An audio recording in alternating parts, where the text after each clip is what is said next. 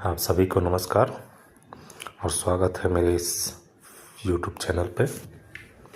पिछली वीडियो में मैंने आपसे बताया था कि सैल्यूट करने का सबसे सही तरीका क्या है। इस वीडियो के माध्यम से मैं आपको पैरामिलिट्री और CAPF के बारे में बताना चाहता हूँ। बहुत लोगों के बीच में कन्फ्यूज़न होगी।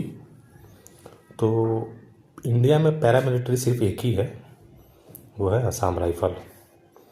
इसके अतिरिक्त जितने भी सिक्योरिटी फोर्स हैं जैसे कि CRPF, BSF, ITBP, SSB, CISF, ये सभी CAPF है, सेंट्रल आर्मर्ड पुलिस फोर्स। ये पैरामिलिट्री नहीं है, ये CAPF है। सभी देशवासियों को जय हिंद, जय भारत। अगर मेरा YouTube चैनल अच्छा लगे तो ज़रूर लाइक करें, सब्सक्राइब करें, अपना प्यार मुझे दें। धन्यवाद।